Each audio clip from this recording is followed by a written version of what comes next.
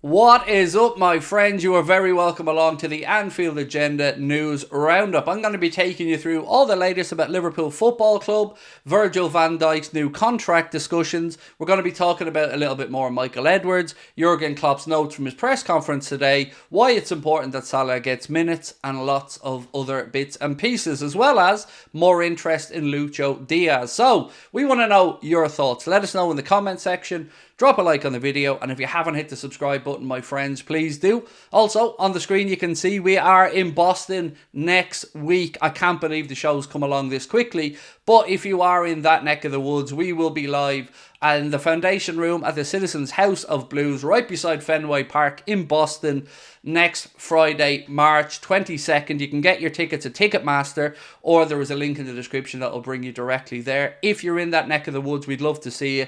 If you have any questions or anything about the show, feel free to reach out to us. Contact at AnfieldAgenda.com. Contact at AnfieldAgenda.com, and I will answer any questions you might have. Right, my friends, let's get stuck into Jurgen Klopp and his press conference today and some of the things that he said. So we'll start off with a comment about Michael Edwards returning, and did he ask Jurgen Klopp to stay? So this is what Jurgen had to say. Michael Edwards didn't ask me to stay because he's not done. It wasn't a subject to talk about. We always had really good relationship, very good on a professional basis anyway. Now he's back, I'm really happy. I want to see the club in the best possible place. Couple of interesting little bits about that. And look, it was a longer quote. I should point that out, so do check out the full quote. But what he did say is, we had a very good relationship on a professional basis anyway. Does that hint to maybe a difference of opinion at times? And look, I'm not trying to say that to be sensationalist. It's been a talking point in recent times. Has Michael Edwards come back in because Jurgen Klopp is departing? Did Michael Edwards leave because he butted heads with Jurgen Klopp? I don't know the answers to these, but they're topics that keep coming up over and over again. So what I can say is, whatever happened in the past, happened in the past. Let it lie.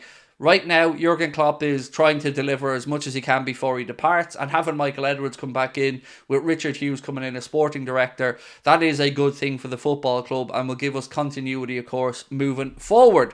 Now, Jurgen didn't just speak about his own situation with Michael Edwards today, he also spoke about Mohamed Salah, and I don't know if this is ominous from Jurgen, and what I mean by that will become apparent in a moment, or if he's just talking generally, but this is what Jurgen said.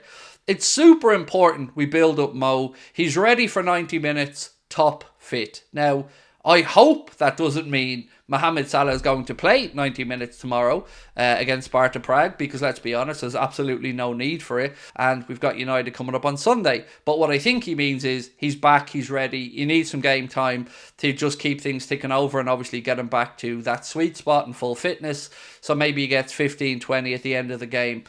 We may see Dominic Szoboszlai get some minutes as well, but I've got to draw our attention back to what happened when we played in a dead rubber with Diogo Jota against Midtjylland. We can't afford any more injuries. So I do hope that Jurgen Klopp is mindful of that before he makes his team selection. And also, I wouldn't mind seeing some of the younger players get opportunities.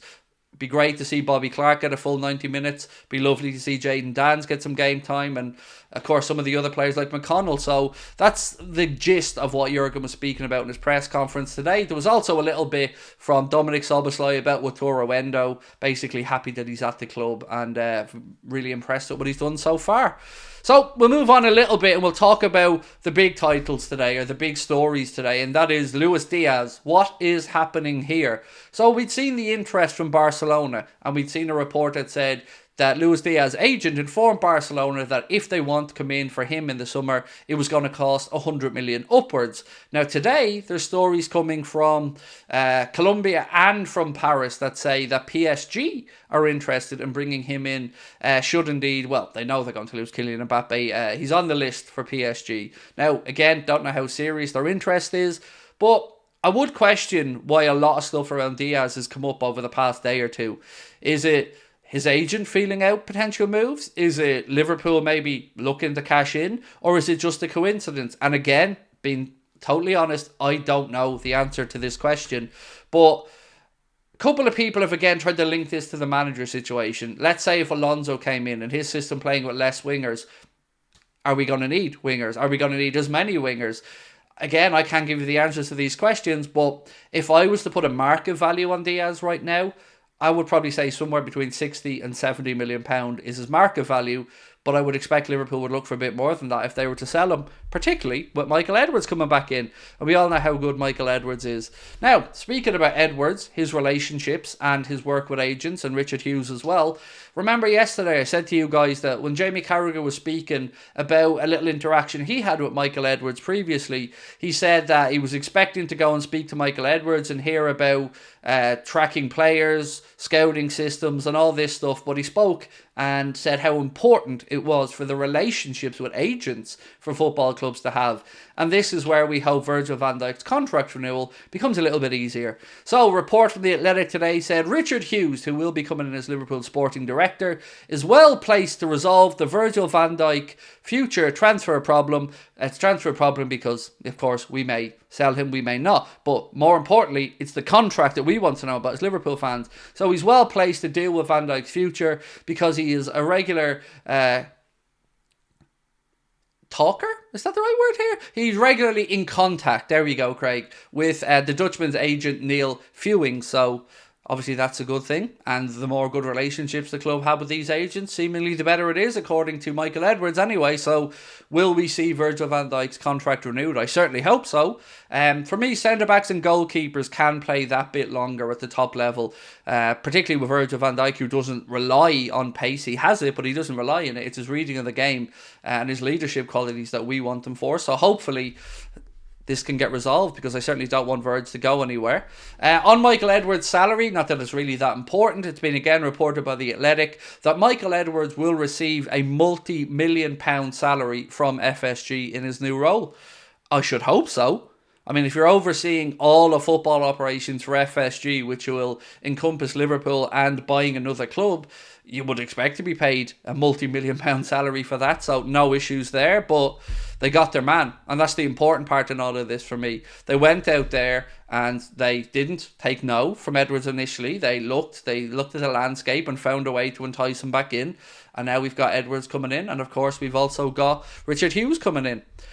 Some more news today. Joe Gomez is about to be called up to the England squad, according to multiple sources today. So that's just reward, I think, for Joe Gomez's season. Now, of course, first thing I think of when I hear people being called up to the England squad is, please don't break any of our players. Please don't send them back to us injured, because Joe Gomez has had a great season. He's been able to play in a whole host of positions and thoroughly deserving of this call up by Gareth Southgate, particularly if you're going into a tournament. I mean, his versatility could be huge there. Left back, right back, centre back, and a push defensive midfield. So you can see why Gareth Southgate would look positively on Joe Gomez. So that is it from me, my friends. That is the latest as we have it as of right now. But again, just a reminder, if you're watching this video before 8:30 tonight, well, we will be live as always. If not, then I hope to see you tomorrow, where our watch along will start from 7 o'clock right here on the channel. Game kicks off at 8 o'clock. Our coverage from 7 right the way through. Match reaction, player ratings, and everything else that you expect on a match day right here at Anfield Agenda. One more thing before we finish up. Look at the top corner. Right now, we are just 1,226 subscribers away from 250,000. If you haven't hit the subscribe button, please do. And once again, thank you for watching the channel. Thank you for your support, and we will catch up with you soon. Bye-bye.